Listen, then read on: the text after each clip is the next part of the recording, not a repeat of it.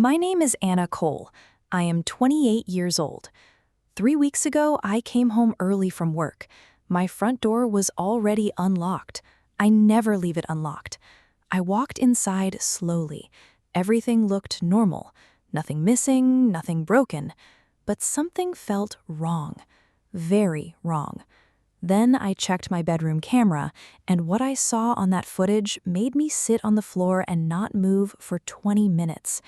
Before I tell you what I saw, make sure to like and subscribe to the channel, and tell me your country in the comments. Now let's begin. I am not a paranoid person. I want to be clear about that before I tell you anything else. I don't check under the bed. I don't double lock doors obsessively. I don't lie awake at night imagining things. I am practical, organized, the kind of person who solves problems rather than worrying about them. Which is why, when I came home that Tuesday and found my front door unlocked, I didn't panic immediately. I stood on my porch, looked at the door, thought back carefully. Had I forgotten to lock it that morning? I never forgot. In 3 years of living alone in that apartment, I had never once left without checking the lock. But people make mistakes. I told myself that, pushed the door open, and walked inside. Everything looked exactly the same. Living room, kitchen, bathroom, normal, undisturbed, perfectly ordinary. Nothing missing, nothing moved, nothing broken. That was the part that should have reassured me. Instead, it made my skin crawl. Because a robbery makes sense. A robbery has a logic. Someone comes in, takes things, leaves. But this, someone had been in my home and taken nothing, which meant they hadn't come for my things. They had come for something else entirely. I had installed the bedroom camera 8 months earlier, not because I was afraid, because I had a cat, Milo, who had developed a habit of knocking things off my dresser at 3 a.m., and I had wanted evidence to show my vet that something was wrong with him. The camera was small, positioned in the corner, pointing at the room. I had forgotten it was there most of the time, until that Tuesday. I opened the app on my phone, pulled up the day's footage, fast-forwarded through the morning, Milo sleeping on the bed, sunlight moving across the floor, nothing. Then, 11:47 a.m., movement. The bedroom door opened, and someone walked in. I watched the footage 3 times before I could process what I was seeing. A woman, medium height, dark hair pulled back, moving through my bedroom with a particular ease that made my stomach turn. Not the ease of someone who had broken in, the ease of someone who felt, somehow, that they had a right to be there. She walked to my dresser first, opened the top drawer, looked through it carefully, closed it. Then she sat on my bed. My bed. She sat there for several minutes, looking around the room, at my things, my photos, my life. Then she stood up, walked to my wardrobe, opened it, took out a dress, my green dress, the one I wore on special occasions, and held it against herself, looked in the mirror, put it back, carefully, exactly where it had been. Then she walked out. The bedroom door closed. I heard the front door, even on the footage, click shut, and she was gone. I sat on my kitchen floor for 20 minutes. I know it was 20 minutes because I checked the time when I sat down and checked it again when I stood up. 20 minutes of nothing. My brain simply refusing to process what my eyes had shown it. When I could think clearly, I did what I always do. I went back to the footage. This time, I went further. She had been there before, 4 times. I scrolled back through weeks of footage I had never reviewed because I had forgotten the camera existed.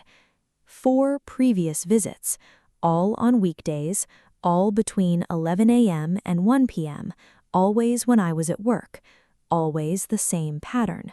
Front door, bedroom, dresser, bed, wardrobe. Sometimes longer, sometimes shorter, but always careful, always leaving everything exactly as she found it, always gone before I came home. 5 visits total, that I knew of. The camera had only been recording for 8 months. Before that, I had no way of knowing. I didn't call the police immediately. I know that might seem strange, but I needed to understand something first.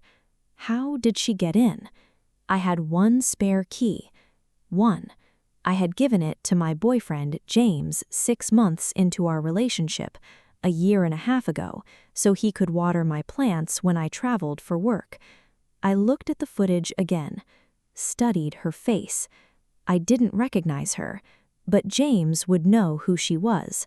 I was certain of that. I called him that evening. He came over at 7. I didn't tell him why, just, "Can you come over? I need to show you something." He arrived with takeout and a smile, and the particular ease of a man who has no idea what is about to happen to him. I sat him on the couch, opened my phone, and played the footage. I watched his face, not the screen, his face, and I saw the exact moment he recognized her. It was very quick, a flicker, almost nothing, but I had been watching for it, and I saw it. He tried to deny it first. "I don't know who that is." I looked at him. "James, seriously, I have no idea." "Look at your face," I said, "when you recognized her." He stopped, looked at the floor. "Who is she?" I said. A long pause. "Her name is Rachel," he said quietly. "She's my ex." "How does she have a key to my apartment?" He rubbed his face. "I gave her a key," he said, 2 years ago, before we got together. She used to water my plants when— 2 years ago, I said. "I forgot she had it," he said quickly. "I swear I forgot." "You forgot," I said. "Anna, she has been in my home," I said, 5 times that I know of, going through my things, sitting on my bed, trying on my clothes. He looked at the screen. "I didn't know," he said. "I promise I didn't know she was doing this." I looked at him, and I made a decision. "Okay," I said. He looked surprised. "I believe you," I said. He exhaled. "But," I said, "I need you to do something." "Anything," he said. "Don't call her," I said. "Don't text her. Don't tell her anything." He frowned. "Why?" "Because," I said, "I'm not finished yet." I called a locksmith the next morning, changed every lock, new key, new deadbolt, new everything. Then I called a security company, 3 new cameras, living room, hallway, front door, all professionally installed, all connected to my phone, all recording continuously. Then I waited. 8 days later, a Thursday, I called in sick to work, stayed home, lights off, car moved around the corner. At 12:23 p.m., my phone buzzed. Front door camera. Rachel, standing outside my door, key in hand. She tried the key. It didn't work. She tried again. Still nothing. She stood there for a moment, looked around, then she took out her phone, made a call, waited, hung up, tried the key one more time, then she left. I had everything on camera, her face, the key, the attempts, the date and time, everything. I called the police that afternoon, filed a report, provided all 6 visits of footage, provided the new footage of the attempted entry. The officer looked at everything carefully. "This is stalking and criminal trespass," I said. "Yes, that's what I thought." Rachel was charged. The footage was undeniable. 6 documented entries, 1 attempted entry after the locks were changed. Her lawyer tried to argue she had believed she still had permission. The footage of her sitting on my bed, trying on my dress, suggested otherwise. The case was settled. Restraining order, criminal record, consequences that would follow her for years. James and I, that's a longer story. I believed him when he said he hadn't known, but knowing he had a spare key to his ex-girlfriend's home and had simply forgotten to ask it back told me something about how carefully he thought about the people in his life, including me. We ended things 3 months later, quietly, without drama. Some endings don't need to be loud, they just need to happen. I still have Milo. He still knocks things off the dresser at 3 a.m. The vet says he's perfectly healthy and just enjoys chaos.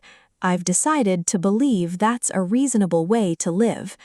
I think about that Tuesday sometimes, standing on my porch, looking at my unlocked door, telling myself people make mistakes. The instinct that said something is wrong was right. It was always right. I had just never had a reason to listen to it before. Now I do. Pay attention to the things that feel wrong, not because the world is dangerous, but because you deserve to know what is happening in your own life, in your own home, behind your own door. If this story gave you strength today, like and subscribe. New story every week. Comment your country below. Share with someone who needs to hear this.